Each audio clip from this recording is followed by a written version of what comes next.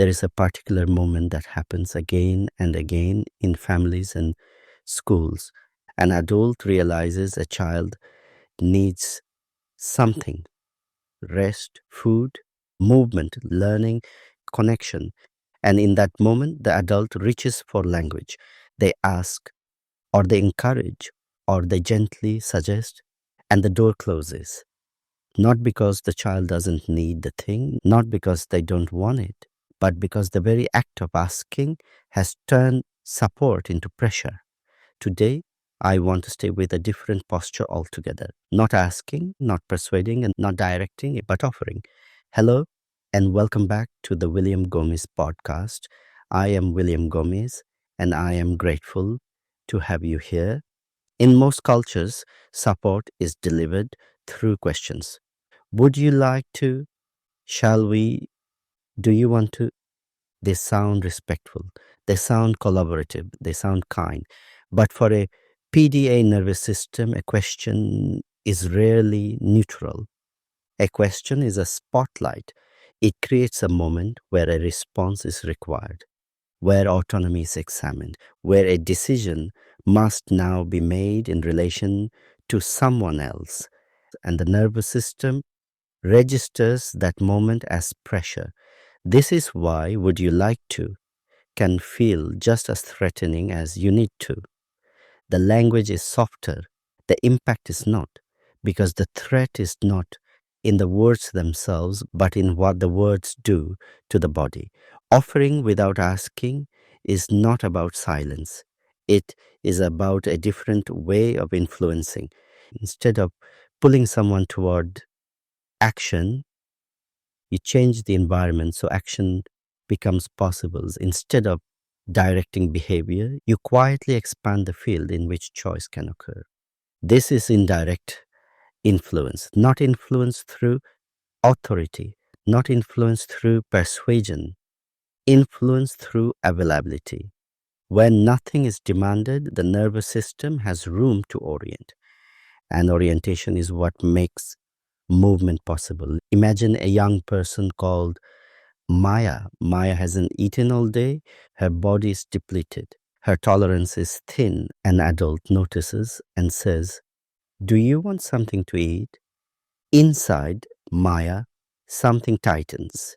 Not hunger, not preference, a sense of being put on the spot.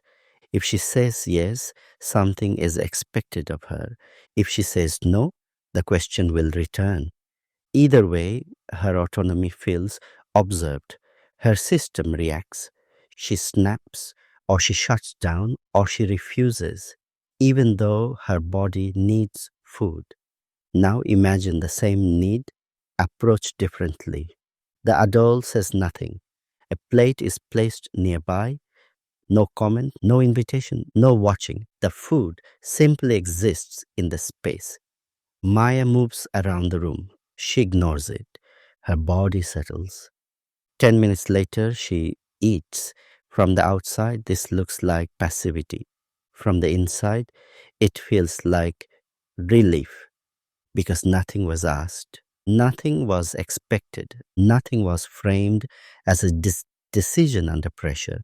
The difference here is not motivation, it is threat. One approach compresses autonomy, the other leaves it intact. And when autonomy remains intact, capacity returns. This is often where adults feel uneasy. They worry that offering without asking is manipulative, that it is indirect control, that it is getting someone to do something without consent. But manipulation always carries an agenda. It is outcome driven, it relies on hidden pressure. It collapses choice while pretending to offer it. What we are talking about here is the opposite.